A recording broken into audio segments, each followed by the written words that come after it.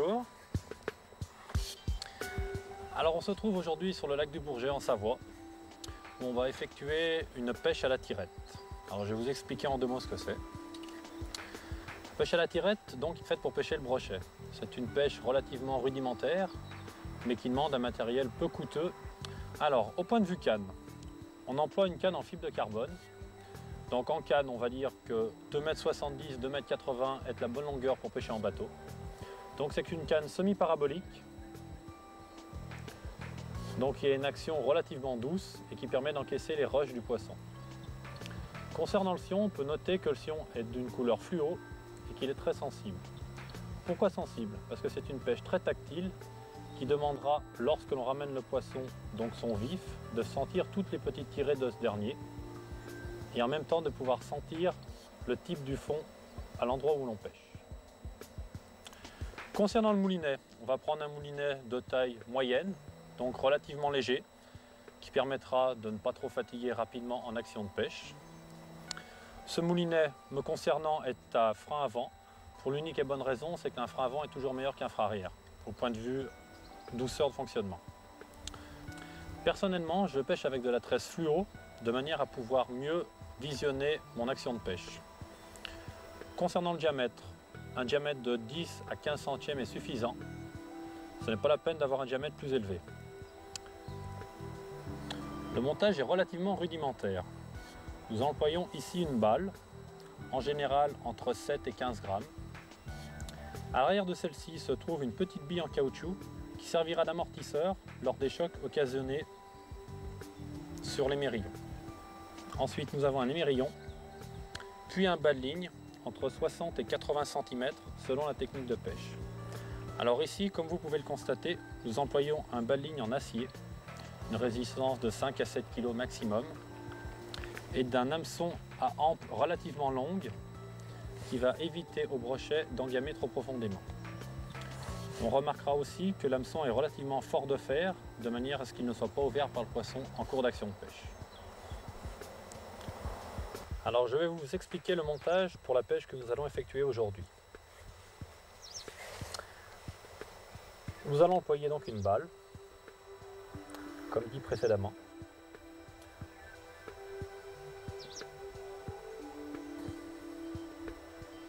Donc on enfile la balle côté conique en amont. Une petite bille en caoutchouc. Donc cette bille en caoutchouc aura le rôle d'amortisseur lorsque le plomb va venir taper sur cette dernière et sur le nœud. Ensuite, nous allons mettre un émerillon.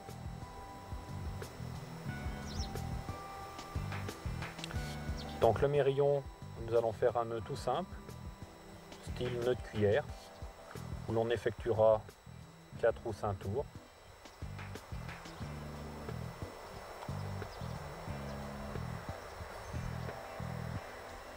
Voilà. On coupe l'excédent. Voilà. Nous avons là déjà le sommet de notre montage. Ensuite, concernant l'acier, il y a différents types d'acier. Ici, c'est un acier gainé que je vais employer.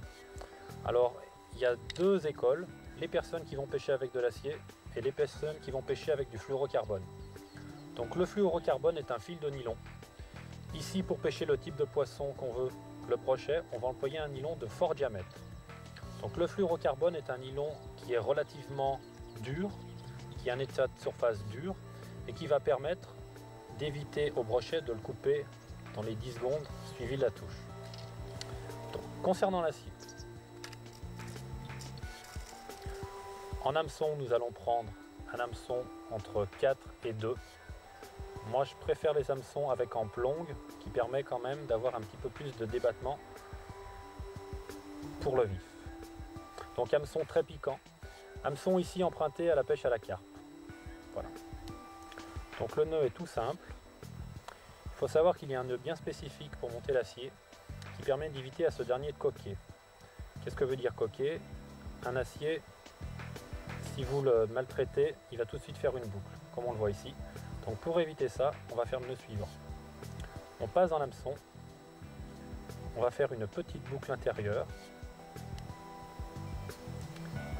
et on va revenir faire une petite boucle dessus. On repasse le fil dedans, on serre ce dernier et le nœud va venir glisser et se mettre en position contre l'hameçon, ce qui va éviter d'abîmer le bas de son baline. On va couper. Voilà. Ici, notre baline est prête. Alors moi personnellement, j'utilise des balines relativement longues, donc 60 à 80 cm. On refait une boucle de ce côté, toute simple, où l'on passera 2 fois le nylon à l'intérieur, la tresse à l'intérieur. Voilà. Là, le baline est prêt à pêcher. Je coupe. Et maintenant, je peux le positionner sur mon montage réalisé auparavant.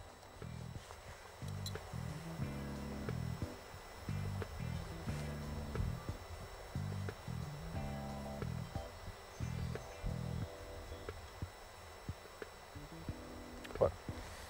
Là, mon montage est fini. Le plomb va donc se mettre en position contre les mérillons et le banne-ligne à l'arrière est prêt.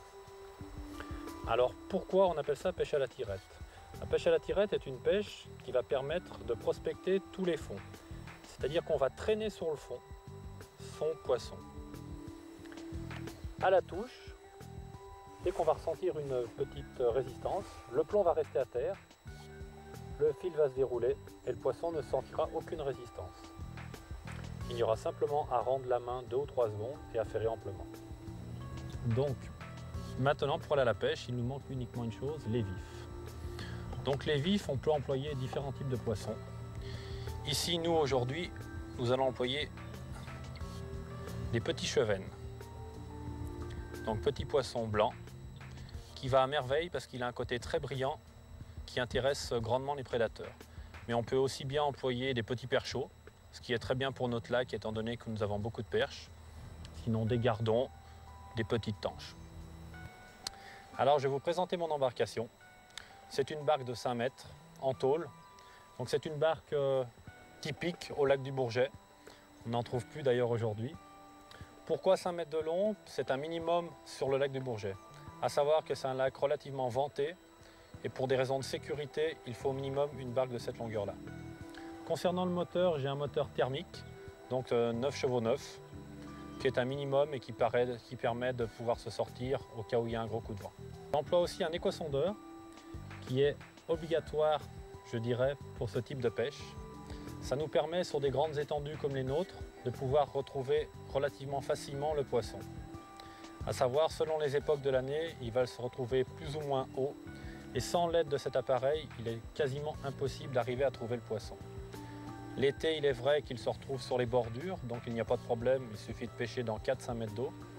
Là, à cette époque-là, nous sommes quand même en février, le poisson va se retrouver entre 17 et 25 mètres, donc il nous faut un éco-sondeur de manière à pouvoir le trouver. Voilà. Donc, je crois que je vous ai tout dit, maintenant nous allons aller à la pêche.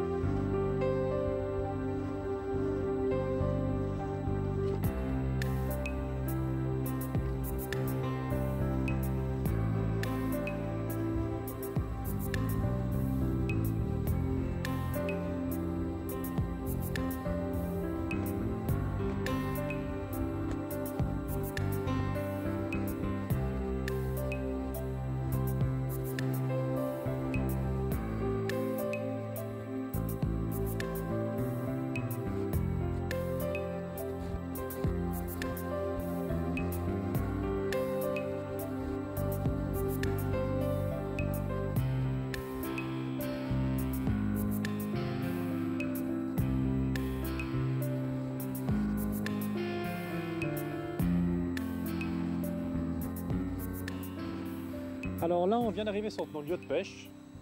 On va faire une petite côte sauvage qui est en général bien peuplée de brochets. À savoir que l'été, on pêche sur les bordures. Là, il y a très peu d'eau. Donc à 10 mètres du bord, on va se retrouver avec 4-5 mètres d'eau. Donc là, mon éco-sondeur, eh ben, j'ai 12 mètres 50. L'eau est à 6,9 degrés. Il faut éviter de tomber à l'eau à cette époque. Donc on va essayer de prendre un tout petit peu plus d'eau de manière à pouvoir aller chercher les poissons dans un peu plus de profondeur. Parce que 12 mètres va se trouver insuffisant à cette époque de l'année. Pour bien faire, il faut prendre, je dirais, au minimum entre 17-19 mètres pour pouvoir avoir une chance de toucher un poisson. Donc là, c'est un fond qui descend relativement rapidement. Là, je suis déjà à 17 mètres et j'ai reculé, on va dire, à peine de 5 mètres. Donc le point paraît propice pour notre type de pêche. Voilà. Donc, eh ben, tout simplement, on va accrocher notre appât. Des petits chevennes. Donc c'est tout bête. La pêche étant relativement rudimentaire, on va mettre simplement un hameçon et locher le devant de la tête du poisson. Donc on plante par-dessous la bouche et on ressort juste au-dessus du nez. Voilà. Donc le montage est vraiment tout bête. C'est la meilleure solution pour éviter au poisson de perdre trop vite de sa vigueur. Donc ça c'est le montage minimum. Donc maintenant je vais rajouter ce qu'on appelle un pepper. C'est tout bête mais c'est très important. C'est une petite rondelle en caoutchouc avec un petit trou à son milieu qui va éviter au poisson de partir lorsqu'on va lancer. Donc tout bête, on plante ça devant le nez du poisson.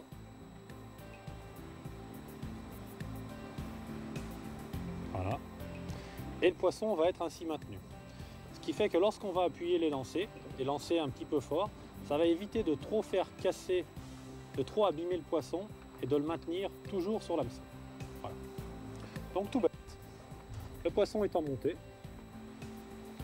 il n'y a maintenant plus qu'à lancer. Donc c'est pas la peine de le chercher trop loin. Là, on va pas quitter des yeux le fil. Pour la bonne et unique raison, c'est que bien sûr, le brochet attaque la descente. Donc en général, c'est quand même plus l'été qu'il arrive ce type de choses, mais on est donc ne jamais quitter des yeux le fil, enfin la tresse des yeux. Donc personnellement, moi je préfère pêcher debout. Pourquoi? Parce qu'assis, vous avez tous les chahutements du bateau qui font vite des mauvaises vibrations sur la canne. Donc la pêche est toute bête. Concernant le maintien de la canne, moi personnellement, je la tiens juste avec 3 doigts. Moins on serre sa canne, plus on est tactile. Donc le fait de la tenir avec 3 doigts, vous n'avez aucune chose qui vous gêne. Donc la pêche est toute bête. Une fois qu'on est au fond, on ne va jamais quitter des yeux le sion. Donc une fois au fond, on va suivre toujours le sion des yeux. On ramène sur à peu près 1 mètre, on s'arrête, on remet un petit coup de manivelle et on fait un temps de pause. Pourquoi le temps de pause? Le poisson n'a pas l'habitude de courir après un appât, donc plus on traîne, mieux c'est. À savoir que le brochet est un chasseur à l'affût, donc il va préférer se déplacer de 2 mètres que de se déplacer de 20 mètres en courant, c'est pas une perche. Donc la pêche veut qu'on lance, on ramène d'1 mètre, on fait un petit arrêt et on repart. Quand on pêche au leurre, souvent on fait du stop and go. Donc lorsqu'on ramène un leurre, on jette le leurre, on ramène, on s'arrête. Alors comment on va visionner la touche sur notre canne? Tout simple. Là, le côté pratique, c'est qu'on pêche sur un fond qui est relativement propre. Donc sur le sion, vu qu'il est très sensible, on va sentir les moindres cailloux. C'est-à-dire que lorsqu'on va ramener, si on regarde le sion, on va voir plein de petits arrêts. Ça, c'est tous les cailloux qu'on va racler par terre. Alors pourquoi cette pêche est très bonne? Parce que lorsqu'on va traîner sur le sol le plomb et le plomb va relever les sédiments et le poisson va être attiré par ces sédiments qui sont relevés en suspension. Donc, on ramène d'1 mètre, on fait un petit stop, on remet un petit coup de manivelle, on ramène d'1 mètre un petit peu plus vite, on fait un arrêt et on recommence. Alors la pêche est faite comme ça. Au fur et à mesure, on jette, on lance, on ramène, on fait des petits arrêts. Donc là, on n'a rien pris. Donc on va refaire la même chose. Il y a l'éco-sondeur, on se retrouve dans 10 mètres d'eau. Ce qui n'est pas assez pour cette époque de l'année. Donc on va reprendre un petit peu le large. Donc là, comme on peut le voir à l'écran, on a 14 mètres de fond. Ce qui est un tout petit peu trop pour l'époque. Donc on va reprendre un tout petit peu d'eau pour être amené à peu près dans 18-19 mètres d'eau. À savoir que ça descend très très vite. Voilà. Donc là on se retrouve sur 18 mètres 50 d'eau. On va commencer à pouvoir pêcher. On peut noter par exemple ici qu'au fond il y a un poisson qui est posé dans 19 mètres. Voilà. Donc on va essayer d'aller voir.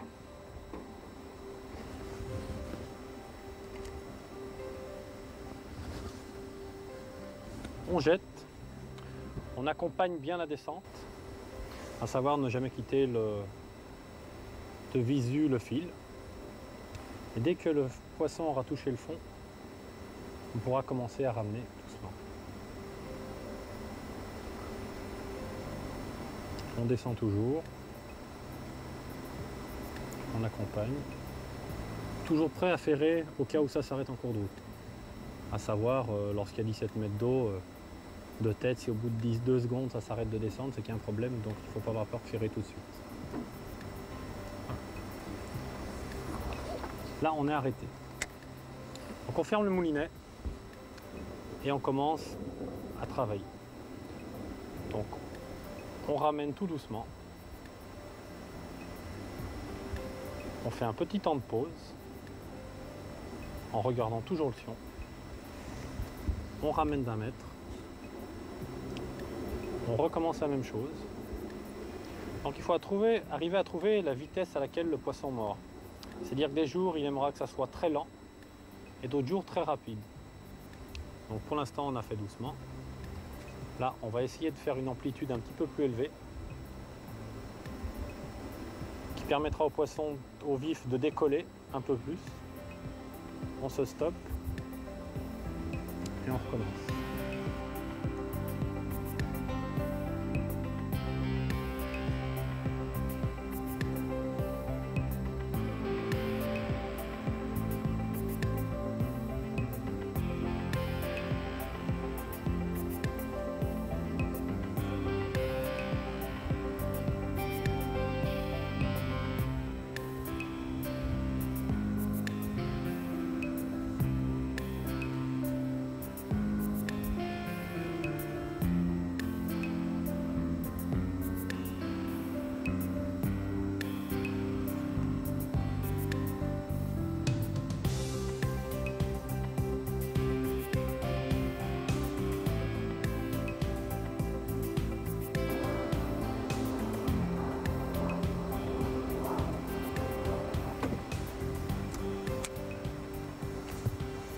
Donc on continue à ramener tout doucement. Hop. On fait amplement. Ça y est. Alors là, avoir le frein bien réglé qui permette de débrayer au minimum si jamais le poisson met un rush.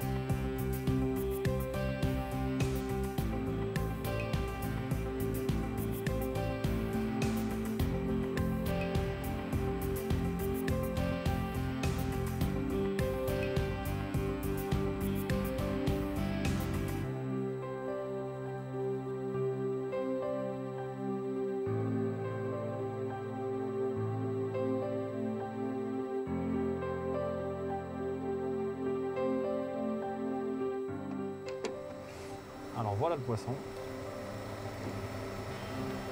Crochet qui fait 55-60 cm.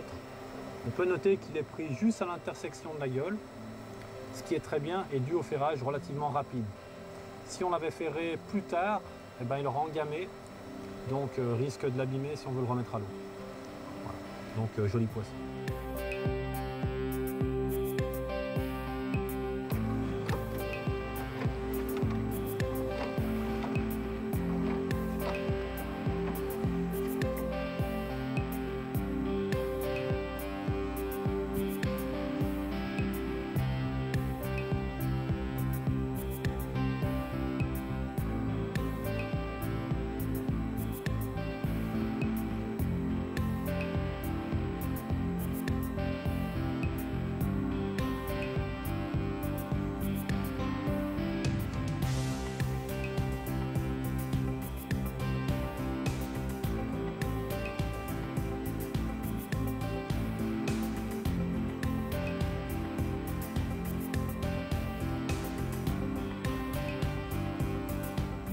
Donc comme vous avez pu le constater, la pêche est relativement simple et donc à la portée de tous.